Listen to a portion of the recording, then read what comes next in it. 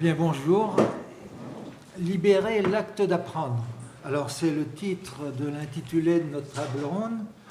Libérer l'acte d'apprendre, mais c'est aussi le titre, vous m'entendez, oui, un peu mieux comme ça, mais c'est aussi le titre du manifeste sous lequel Guy Bourgeot, voilà 40 ans, a placé son premier décanat à la tête de la toute nouvelle faculté de l'éducation permanente de l'Université de Montréal.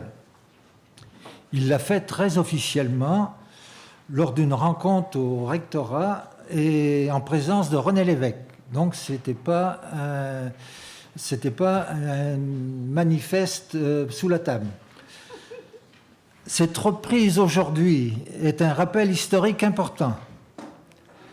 C'est-à-dire que c'est intitulé « Libérer l'acte d'apprendre » comme thématique pour réfléchir quelle nouvelle éthique de l'accompagnement de formation pour l'éducation tout au long de la vie.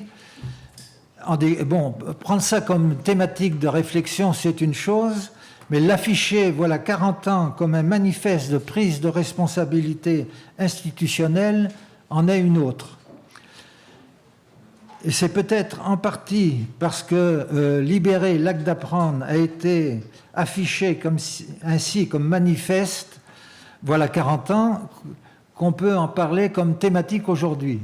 Ce n'est pas automatique, il n'y a pas de liaison unilatérale, mais il y a quand même des liens historiques entre les deux. Et se libérer de l'immédiat pour se relier à des mouvements temporels plus vastes, 40 ans et 40 ans à venir, nos amis derrière nous montrent les pistes d'avenir, c'est peut-être le premier moyen de libérer l'acte d'apprendre. C'est-à-dire de le situer au-delà de l'immédiateté, dans des avant et des après. Alors, l'afficher comme manifeste, voilà 40 ans pour une prise de responsabilité institutionnelle, était vraiment un acte politique, d'engagement personnel, social et institutionnel. Guy, il est où? Voilà. Bon. N'est pas seulement un analyste subtil, c'est aussi un acteur résolu, capable de poser des actes engageants profondément. Il n'est pas toujours dans les antres. Parfois, il occupe les antres et il les transcende. Alors, je vais référer à deux de ces auteurs qu'il aime bien.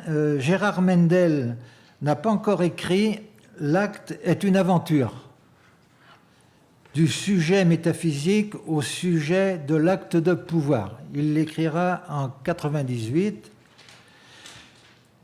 Alors, je voulais faire un clin d'œil à Paul Bélanger, mais vous lui direz qu'on l'a cité quand même. Ni Paul Bélanger n'a pas encore écrit « Parcours éducatif, construction de soi et transformation sociale », c'est paru en 2015, où il enracine profondément l'acte d'apprendre dans l'intimité du sujet, en faisant un acte fondamental, alors les personnes savantes diront d'anthropologie, nous, en éducation des adultes, on dira un acte fondamental d'anthropoformation, de formation de l'humain.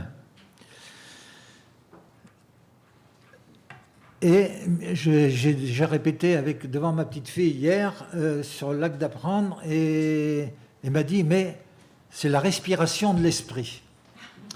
Alors, je pense que pour moi, c'est ce que je retiendrai principalement.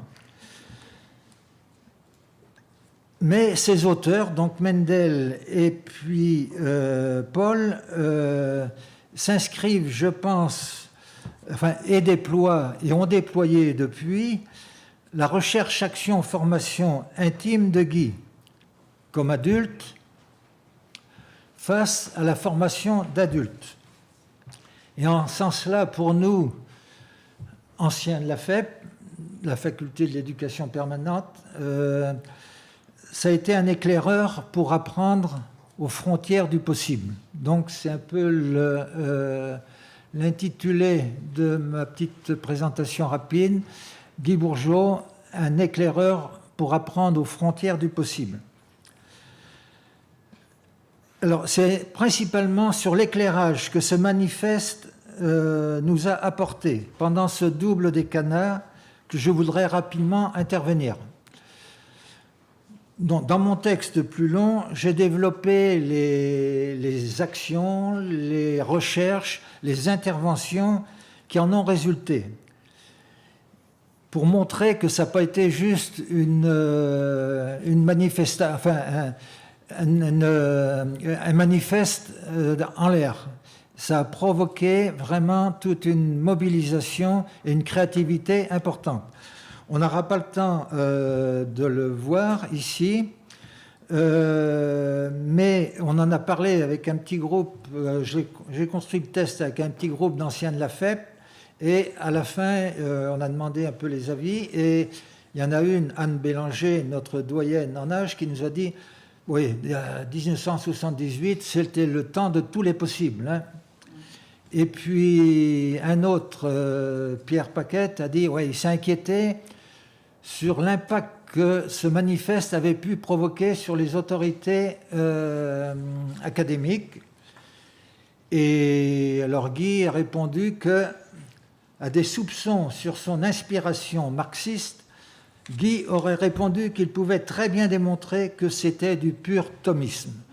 Donc, on est entre les deux de façon créative. Alors, je m'en tiendrai juste à expliciter la teneur de ce manifeste. Il est court comme un bon manifeste, enfin, il a quand même 4 pages, avec un langage vigoureux, précis, autant en termes théorico-conceptuels que politico-institutionnels.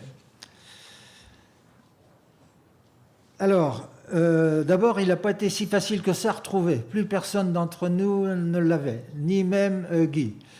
Alors, je suis retourné bravement dans les locaux de la FEP. Bon, il était absolument inconnu aussi, mais une ancienne amie m'a dit « Tu devrais quand même téléphoner aux archives ». Alors, c'est elle qui a téléphoné aux archives. Moi, je n'ai pas encore cette audace-là. Et on a réussi à l'avoir par les archives. Donc, je pense que c'est une heureuse retombée du colloque de nous avoir fait faire cette ample boucle temporelle. Parce qu'en leur travaillant, en voyant ce qu'il avait donné, on s'est retrouvé un petit peu, on a retrouvé des opérations qu'on avait faites à ce moment-là, et elles ont pris un sens différent. C'est-à-dire comme, vous savez, quand le petit pousset, quand il s'en va dans la forêt, il pose des pierres, mais le sens n'est pas évident du tout. C'est en revenant sur les pierres qu'on a posées que le sens apparaît. Alors, donc, ça nous a montré que on n'était pas complètement insensé dans nos immédiatetés et dans nos luttes et dans nos combats. Alors, Guy a bien voulu référer à ce titre qui est sorti de ces doubles décanats, les combats aux frontières des organisations. Donc, on va revenir juste 4 points. L'acte d'apprendre, qu'est-ce que c'est? Alors, c'est la première page. L'acte d'apprendre, alors je fais les citations. C'est un acte vital, quasi instinctuel, superbement sauvage, d'éducation permanente. Cet acte d'apprendre est situé au cœur palpitant de l'histoire humaine, depuis l'arbre mythique de la connaissance au grand mouvement, pour nous, parce qu'il n'est pas toujours aussi grand partout, appelé éducation permanente, qui émergeait dans les années 70. Donc, ça fait quand même 2 millénaires. Depuis 2 millénaires, on retrouve ce désir, citation du manifeste, on retrouve ce désir et ce goût et cet appétit d'apprendre qui traverse de part en part l'histoire des individus et des collectivités et en constitue peut-être la dynamique la plus centrale. Alors, ce manifeste n'est pas isolé, hein, il s'inscrit dans toute une dynamique sociale de l'époque, des visées internationales montantes d'apprentissage tout au long de la vie. Là, on a traduit d'éducation tout au long de la vie. Guy isole et centralise l'acte d'apprendre comme moyen très précis et concret d'actualisation et d'appropriation de ces visées par chaque sujet. Ce n'est pas une simple variation terminologique de surface. C'est le fruit d'un profond cheminement philosophique qui l'a fait passer d'un sujet métaphysique, il nous a parlé de sa formation initiale, donc qui l'a fait passer d'un sujet métaphysique à un sujet en acte. Guy a appris expérientiellement le pouvoir performateur de l'acte. Chaque acte inscrit chacun dans un environnement et une dynamique psychosociale formante. Alors, conformante, déformante, transformante, autoformante, socioformante. C'est-à-dire, ce matin, on a parlé de prendre le mot formation au sens plein du terme. Je m'y emploie là. D'où l'importance d'apprendre, d'où l'importance d'entreprendre à apprendre en acte et à faire de chaque acte un acte d'apprenance.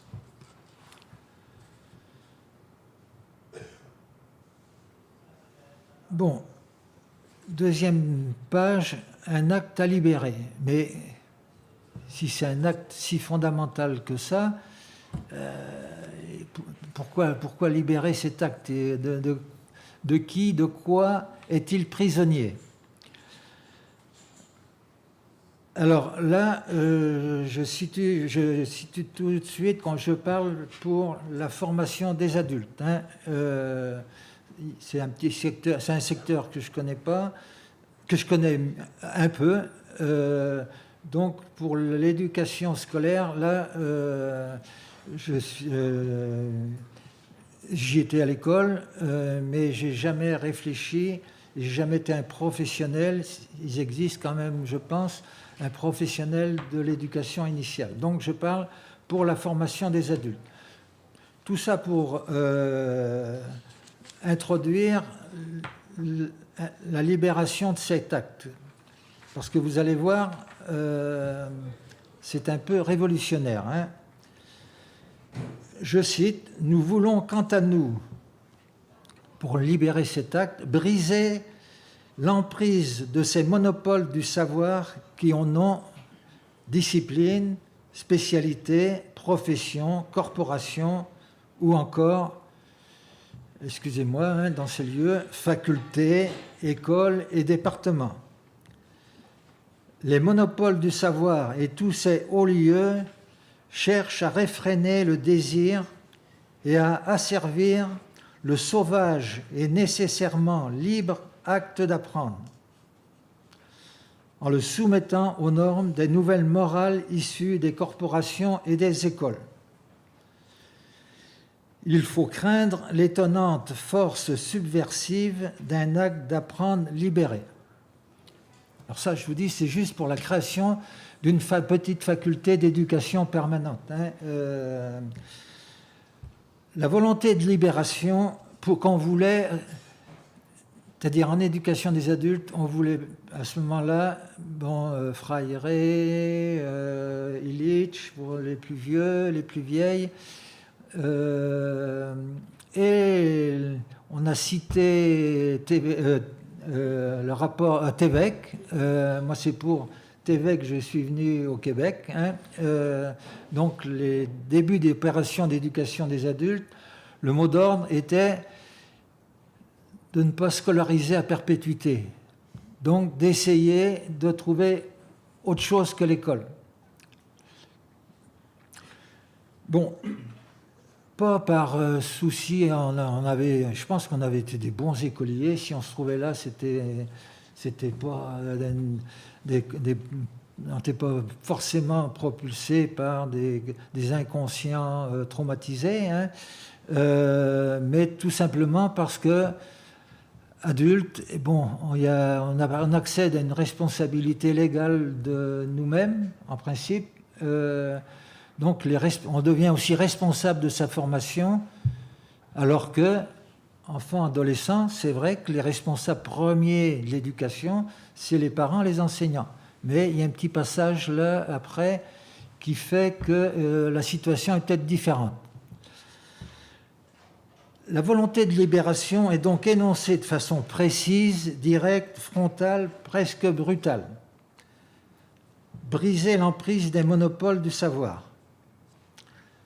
Ce n'est pas leur négation, mais l'appel provoquant à une révolution paradigmatique en marche pour reconnaître à part entière l'existence d'hommes et de femmes de tous âges et de toutes races, de toutes conditions, qui apprennent ensemble à travers les difficultés et dans l'immense joie de l'acte d'apprendre. Cette volonté donc de démocratisation éducative radicale dépasse les déclarations de bonnes intentions habituelles de circonstances, aussi vite énoncées que rapidement oubliées. Elle s'enracine dans des engagements précis, mais animés et éclairés en clair-obscur par la levée d'horizons nouveaux, techniques, socioculturels, économiques, politiques. Bon, ces actions et ces horizons font pressentir l'amorce d'un tournant historique, la sortie d'une ère pour entrer dans une autre, cherchant même son nom, modernité avancée, post ou trans. Ces ouvertures de perspectives élargissent les frontières du possible. Elles permettent aux plus éveillés de diagnostiquer, à partir d'éclatements ponctuels, l'ampleur des changements nécessaires. Ces derniers deviennent éclaireurs comme Guy. Alors, le manifeste donc n'est pas un acte personnel isolé, il est porté, comme déjà mentionné, par tout un mouvement social effervescent de recherche, d'action et d'intervention qui pressent confusément le nouvel avenir en gestation. Alors, juste comme indicateur de ce mouvement, au début des années 80, la création de la commission Jean, dont le rapport final s'est intitulé « Apprendre », comme par hasard, un acte volontaire et responsable. Alors, l'acte d'apprendre est-il libéré? Dans la colloque de bilan l'an dernier, Daniel Barry évalue à peu près à 50% la mise en œuvre des propositions. Une politique à l'ampleur des enjeux, donc, se fait toujours attendre. 10 ans plus tard, Donald Scholl identifiera de façon moins polémique et politique, mais aussi radicale, la révolution paradigmatique dans laquelle se situe cette libération de l'acte d'apprendre. Passer du paradigme disciplinaire des sciences à enseigner et à appliquer à celui transdisciplinaire, je reviendrai un peu sur ce trans, à celui transdisciplinaire des acteurs réflexifs. Passage paradigmatique complexe nécessitant, alors c'est ce qui nous fait prendre patience, plusieurs générations. Par la force de sa concentration, donc cette petite page du manifeste de voilà 40 ans en offre une formulation historique. Moi, je pense qu'elle peut être prise comme repère temporel d'un important moment universitaire de cette révolution paradigmatique en marche. C'est un moment politico-stratégique important car il n'en reste pas seulement à des déclarations de principe, si beau soit-il. Le manifeste va plus loin. Alors, c'est sur ce plus loin que portent les 2 dernières pages. Cet acte est à libérer, mais ensemble, par de nouveaux rapports entre étudiants, enseignants, chercheurs et acteurs sociaux. Alors là, merci, je pense, j'en espérais pas autant. Le rapport isole 4 pistes donc de cette libération ensemble. 1, concernant les étudiants et les enseignants. sur la liberté, la première piste sur la liberté des personnes et sur leur capacité et leur goût et leur désir d'apprendre. Donc on rejoint l'acte d'apprendre comme la pulsion intime fondant chaque être. 2. Sur la richesse et étonnante force d'enseignement de leur expérience de vie et de travail et de leur solidarité quotidienne. Là, on voit poindre la reconnaissance des acquis expérientiels. 3. Sur la capacité de préciser elle-même les objectifs et avec l'aide de ressources diverses, les démarches de leur apprentissage. Dans le fond, il y a une étude sur la pensée critique qui est à l'œuvre déjà chez les enfants et qui est une pensée réflexive et donc qui est encore plus à l'œuvre à l'âge adulte. Et 4 sur la capacité à apprendre au double sens passif et actif du terme, c'est-à-dire apprendre des autres et apprendre avec les autres. Donc ça, c'était 4 pistes, 4 engagements à travailler ensemble avec les enseignants et les étudiants actuels et futurs. Alors dans ce travail, il faut mentionner nous, on nous appelait, on ne savait pas comment nous appeler. On n'était ni enseignant, on n'était pas enseignant, on ne savait pas quoi enseigner. Et puis, administrateur, on ne nous voyait quand même pas non plus comme administrateur. Alors on nous avait appelés responsables. Vous voyez si c'est beau? Donc il y avait des responsables de programme, et puis des responsables de recherche, des responsables de promotion culturelle, des responsables de promotion collective.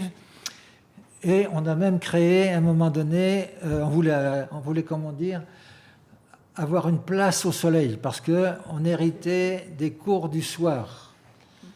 Et c'était encore la plupart du temps les cours du soir, l'éducation des adultes. Donc, hors ordre du jour. Donc, on voulait une place au soleil. On avait fondé une association des formateurs d'adultes du Québec. Elle a vécu un certain temps. On demandera à Daniel de voir où ça en est. Mais je pense que l'incertitude qu'entourait cette fonction de responsable, où il y a beaucoup de transactions aux frontières entre les demandes sociales, les quelques ressources universitaires qui pouvaient nous prendre au sérieux, donc beaucoup d'incertitudes sur notre statut. Mais ça, je pense que ça a dû jouer un peu quand même pour la production d'éloges de l'incertitude après.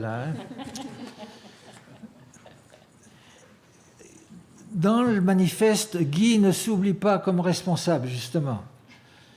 Donc c'est la dernière page où il prend 4 engagements.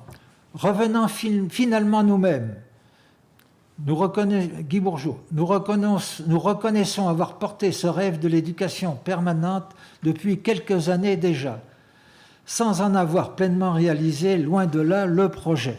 Toujours la discrétion. C'est néanmoins dans l'esprit des propositions présentées plus haut que nous nous engageons à nous engageons quadruplement. 1. Continuer, consolider ce qui a été entrepris. 2. Faire de façon plus adaptée à la philosophie qui est la nôtre, ce qui appelle des améliorations parfois urgentes. 3. Ouvrir de nouveau, avec de nouveaux partenaires des chantiers nouveaux. Et puis 4. Exercer de façon plus vigoureuse notre rôle de service universitaire chargé de promouvoir l'insertion active de toute université dans un régime intégré d'éducation permanente. Alors, j'en arrive à la conclusion que j'ai intitulée